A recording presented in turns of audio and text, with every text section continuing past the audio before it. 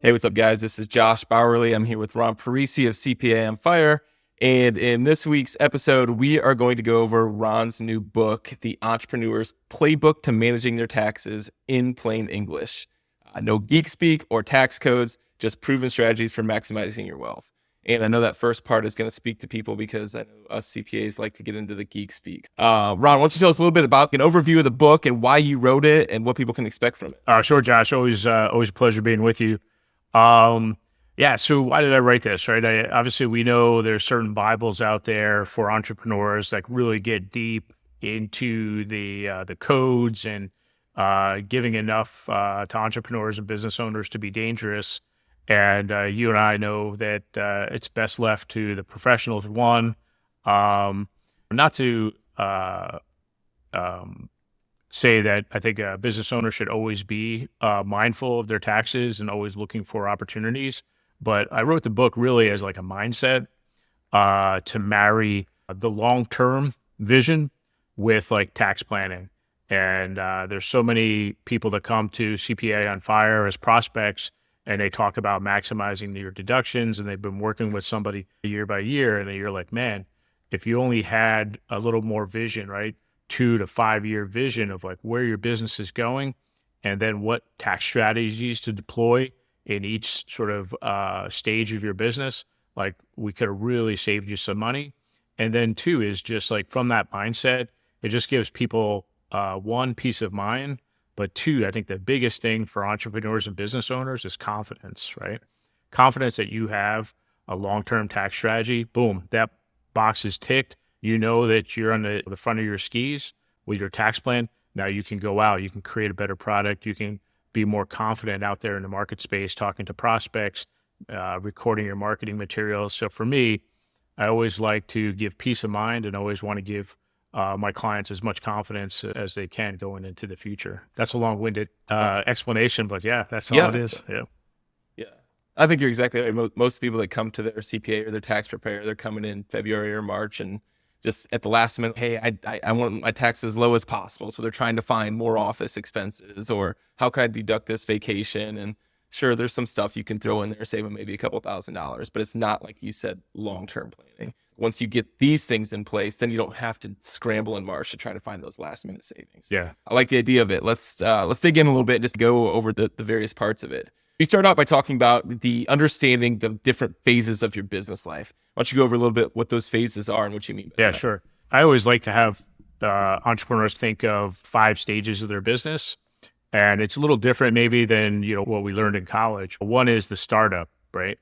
And whether that's somebody who has been working maybe in corporate America and has this idea about how things can be done better, leave their job 100% in. Maybe it's a side hustle. Or maybe it's the doctor, the chiropractor, the dentist that's just getting started. And this is where all the ideas are flowing, but cash is tight, right? You're just always wondering where's the business going, redirecting, constant pivoting. And here, not a lot of tax planning because there's no taxable income, right? You're just getting started. You're reinvesting all the money that's coming in back into the business, into your team, into marketing. So that's startup. The next thing is once you get that gear to click, right? You found your space, you're starting to get some momentum. I call that your growth phase, right? That's where you become like 0 to X revenue, but then all of a sudden I have a monthly recurring revenue, or I got my sales going, I got my patients referring other patients, and I can see now the machine is moving, right? So that's like your first growth phase. Step 3, right? Startup growth is that hyper growth, right? Is that some experience hockey stick growth, other just a steady line up. And that's like the hyper growth phase. That's really where, hey, I'm making my stamp in the marketplace. People are starting to know me, and I'm really starting to get going, right? And this is really where you need to be super careful about cash flow and getting yourself into tax strategies, right? So what I believe is you marry together the phase of the business with the tax strategy, and different income points allow you different strategies, but also you always have to keep in mind the cash piece, right? And that's what are you doing with your available cash, that positive cash flow? What are we doing with it? Reinvesting in the business? Are we looking for tax strategies? Are we looking at alternate investments? But during that hyper growth phase, man, cash is really important to continue to that growth phase. Stage 4 is where I call stable, and stability. That's where, okay, we've hit critical mass during that growth phase. Now it's like managing, how do I go from here? That 20-30% growth is really hard to do, right? When you get to $5 million or wherever that point is in your business, but you're plotting together to grow your business, to continue to grow and expand your opportunities for yourself as the business owner and your team. And then phase 5 is what's called the cashing out, right? This is your planned exit. This is maybe where, hey, I want the business to continue. I still think I want to be involved, but maybe this is where you go out and you get a VC, or you get some type of partner that's willing to put money in and do a partial cash out. That seems to be really popular right now, particularly in the professional space. But so again, we have the startup, we have the growth, then we go to hyper growth, stability, and then the cash out or the exit plan. Yeah. I think I most often see the most difficulty from people going from that stage 3 to stage 4, like that hyper growth to stability. Is that what you see a lot? Yeah, I think there's struggles all along the way, but I think Yes. it's where you're not up all night, but it's that more internal stress where you're like wondering, what am I doing? If I'm not 100% going 100 miles an hour, rather, what am I doing? And then I think too is like you got to really, for us, on both on the business advisory side and the tax side, is keeping your eye on the prize. And this is when a lot of people start doing different ventures, and adds complexity, takes your eye off the main goal. Just being able to balance that, I think, is important as well. So, yeah, for sure.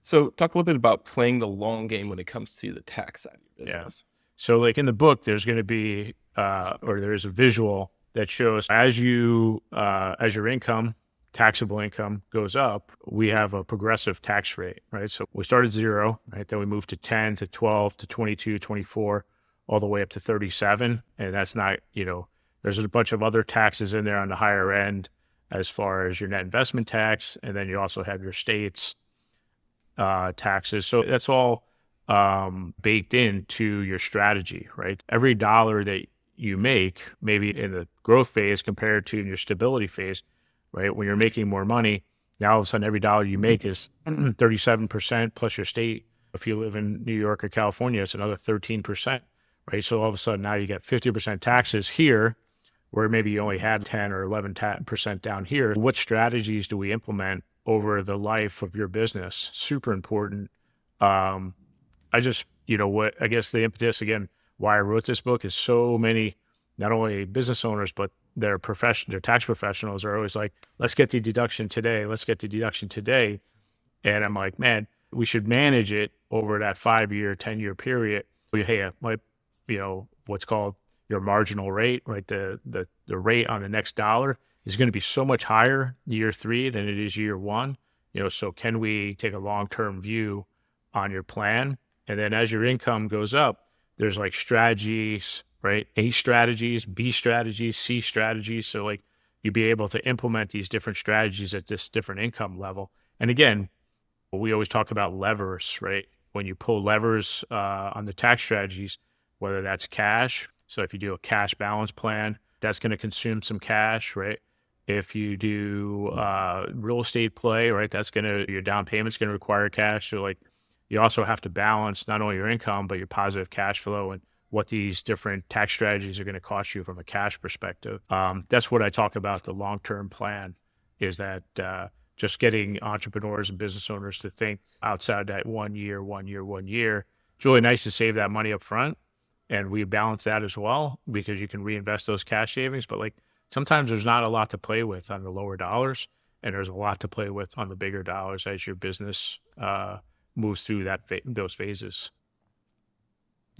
Yeah, I think that's one big thing that a lot of people don't really think about is almost any tax deduction that you take, right? There's a cash outflow to get that tax deduction. So you got to balance that cash flow and cash management with those great tax deductions you have access to. And then, as you said, spreading it out so that you're taking those deductions when it's most beneficial to you. Yeah. So that makes sense. So talk a little bit about, and this is my favorite part of the book because it's something I did myself, but investing in real estate during the kind of the hyper growth phase of your business. And I know this is really popular that people, this is like the sexy part of taxes, right? People are like, oh, I want to invest in real estate. I heard it's great for taxes. So discuss what you mean by that and how it's most applicable to most businesses. Yeah. I think, the first thing is that if you're a W-2 employee, like a lot of you have a very like narrow window of strategies that can really save you taxes. What is that, 2007, or is it 2017, where it took away with a lot of that those Schedule A deductions, right? So as a W-2 employee, you don't really have a lot, but man, as a business owner, you have a pretty deep pool of tax planning, tax strategies, ways to save on taxes. But and real estate is like a perfect example, right? There's like restrictions between ordinary income, capital income, and what happens is as those get restricted, but as a business owner, when you have a commercial real estate play, particularly when your business is involved in that real estate, there's some things that you can do to really reduce your taxes and take advantage of, one, just the sheer depreciation, two, cost seg, being able to accelerate that depreciation, being able to take certain income away from the business and spreading it over to another LLC. So that's a really important piece in that plan. And I mentioned in the book, right? So there's commercial space, right? So where your offices are located. Like I do a lot of coaches, right? Where they have live events, and being able to look at like event space, right? Where you typically would go to a hotel, like all of a sudden they're starting to explore places where they can do their events. And then there's almost like a side business where they can rent out that event space outside of what their needs are. So it's almost like another way of creating passive income. So not only the tax savings, but creating passive income. And then the last piece is the cash, right? How do you get the cash out of the business? Again, real estate is a really good mechanism for getting cash out of the business and putting it into your pocket. Lots of different strategies with real estate, but you know this, maybe you can talk a little to the audience, right? What really goes into buying a piece of real estate, right? You have to be at least astute, right? You have to have a vision for what you're using the space for, but there's a lot of hidden costs with real estate, right? Obviously, you need a down payment, but then we see taxes going up, real estate taxes going up, energy costs are going up. So we just need to be able to make sure that your business can afford the real estate, that at the end of the day, it's net positive. It's a good investment, but and then the duration over time, right? You're building equity in a piece of real estate. And then the last big piece, there's been talk about it, but man, the last big piece is what we call the 1031 exchange, right? And this is where you can take all the gains, all the appreciation for real estate piece number one, and then roll that over into real estate number two, right? And not pay any taxes on it. So like you can continuously get a bigger space, build out more space without paying any taxes, potentially throughout your whole lifetime. I think that's like the biggest piece is the 1031 like kind exchange, and being able to take that appreciation of your buildings and rolling it over and continue to invest in bigger pieces of real estate, or more and do bigger things with real estate. So yeah, I think the thing I really liked about what you touched on in the book is I think people hear, oh, investing in real estate is great for taxes, you got to do that, and they start thinking about going and buying a bunch of houses or an apartment complex. And look, I did that. It can be really good, but what you have to understand about no matter what type of real estate investing you're doing, it is a business in and of itself. I know there's a lot of, oh, it's passive income. There's very little that's passive about real estate, right? It's like any other business. Even if you have a property manager, it's like any other business. The way I like that you framed it in the book is you're buying something that one of the great ways to do it is to buy something within your business, meaning a piece of real estate that your business will use itself. So like you said, if you host events, have something there. If you need office space, buy the office space that you live in. So I think for the majority of business owners, that's the way to at least start in the real estate world, is something that you're already going to use in your business. Because if you go out there and start buying a bunch of investment properties with tenants in them and everything else, your distractions are going to that. So I like the way that was framed in the book. I think too, maybe you could talk to the audience about if you are reinvesting in residential, all of a sudden there's certain restrictions on what you can do as far as tax planning if you're not a real estate professional. And we get that a lot of times. It is hard if you have an entrepreneur or a business owner who's a dentist or who's a coach, right? And they're spending countless hours in that business, right? To be able to qualify for a real estate professional is very difficult. So people think, oh, I'm going to be able to take all these, losses on my residential real estate. There is a limitation on that if you don't qualify as a professional. So there's definitely a big hurdle, or I should say a surprise, right? We preach at CPA and Fire, no surprises, no tax surprises. But what I see is, I just people come over from maybe being counseled by somebody else and think, I just bought all this real estate, I got all these deductions, and they're handcuffed. Maybe you want to talk about that just for a second. Yeah. So I think the biggest thing to keep in mind there is basically once your income gets over that 150,000 mark, or even over 100,000, it starts phasing out. Once you're making over 150,000 a year, you're going to lose the ability to deduct all those losses against any other type of income, unless, like you said, you're a real estate professional. And I think there's a lot of misinformation on what that is. And I think the biggest thing people need to keep in mind is the one hurdle that says you have to spend more time on real estate than on any other activity. So just think about how much time you're spending in your business, and you have to spend more time in real estate to qualify for that. So if you go buy one single family house or 5 single families or even 10, you'd have to spend a lot of time on those single family residences, managing them and everything else to qualify for real estate professional. So there's a very good chance if you're a successful business owner, you're going to get no tax deductions from that today. There's benefits down the road, don't get me wrong. And it still could be a right play for a lot of people. But I think the way that we talk about here is investing it within your business and something that you can use in your business. You do get those today because it's something that you're using in your business. Yeah, so. I think the purpose of this is just keeping people's eyes open, right, when they go through this. And just because they heard I could buy these residential real estate and get all these tax deductions, that may not be true for you or may be true for other people. Cool. Exactly. Yeah. Let's talk about, and we touched on this a little bit, but managing your cash and maximizing your tax savings, because there's a trade-off there sometimes. How do you best manage that? And again, I think the book is a reflection of all my years as a CPA, of working with business owners, right?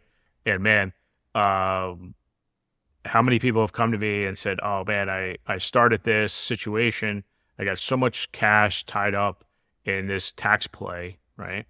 And now I have this opportunity to buy one of my competitors. I have this opportunity for X, right? And I don't have the cash to do it.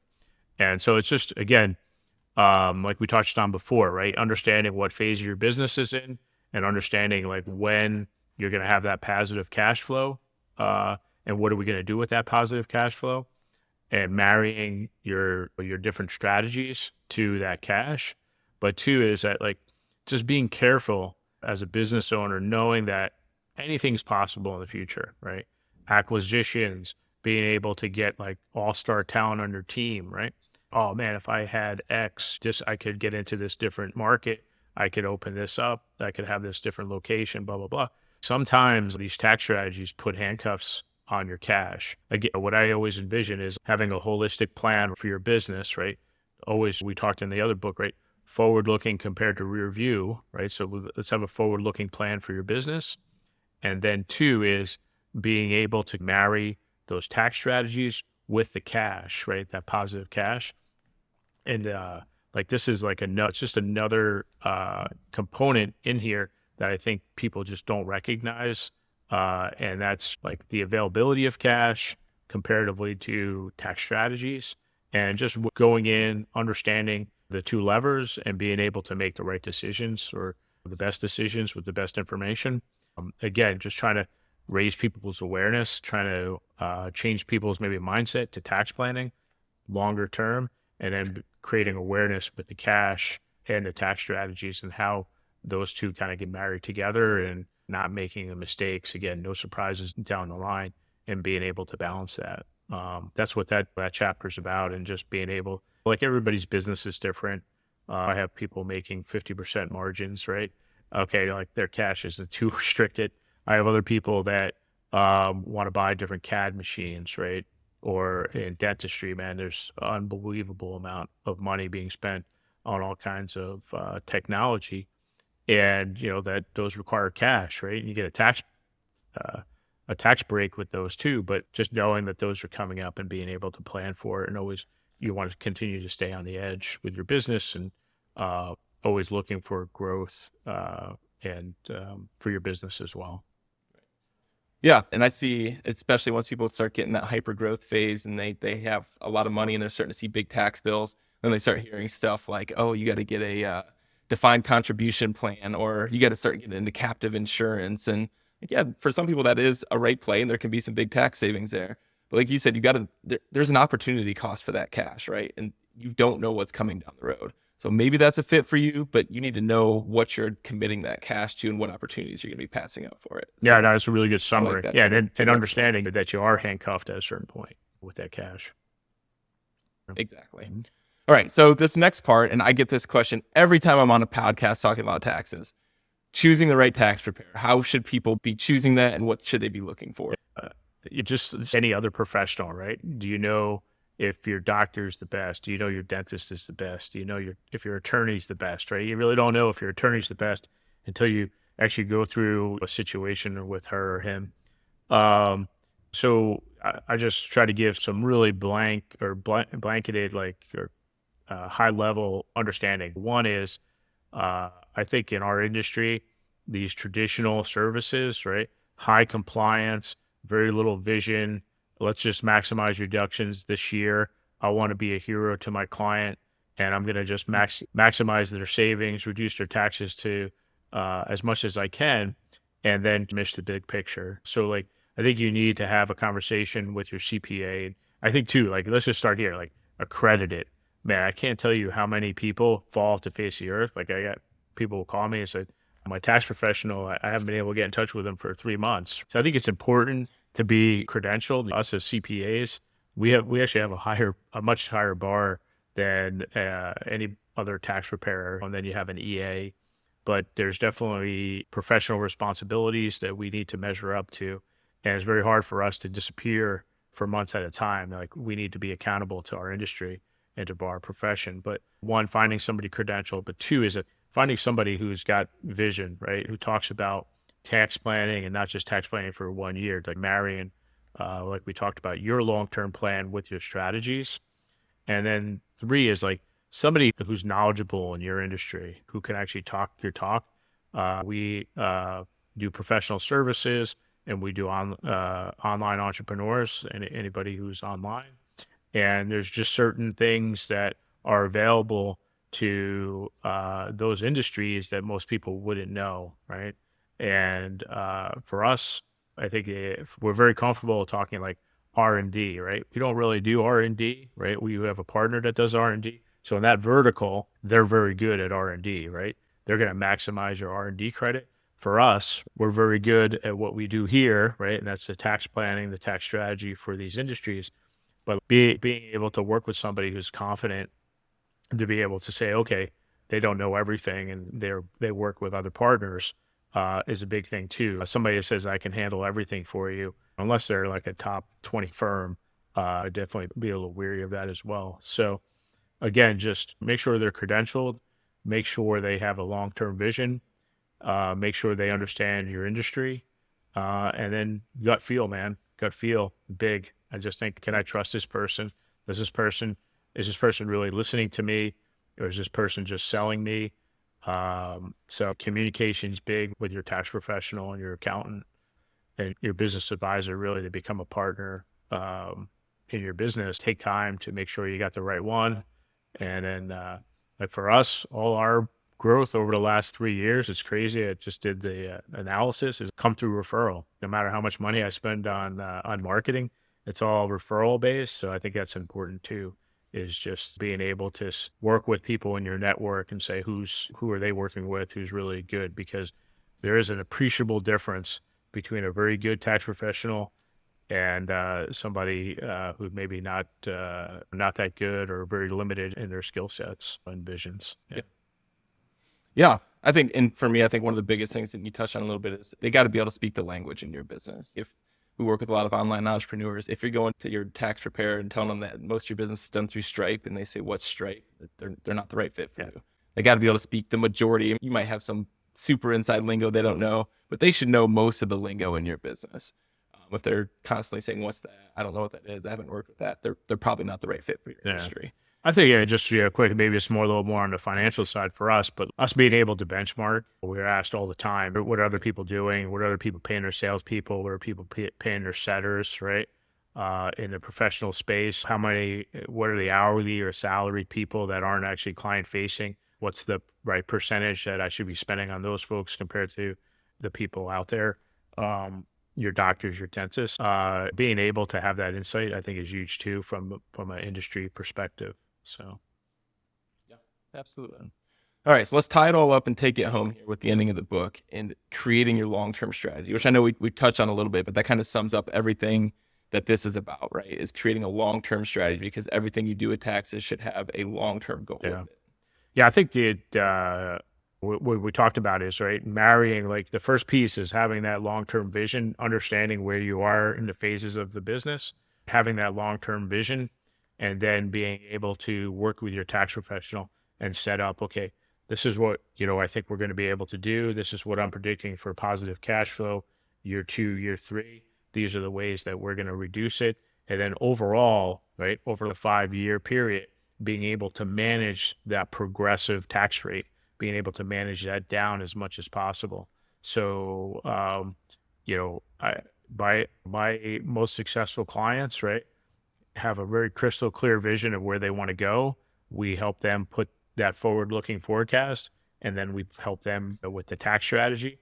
And man, like, that crystal clear, that clarity, and those tools, again, allow confidence, so we're really, again, that's exactly what the book is about, is creating that long-term plan that you have confidence in, to give you confidence to be super successful in making those business decisions moving forward. Yeah.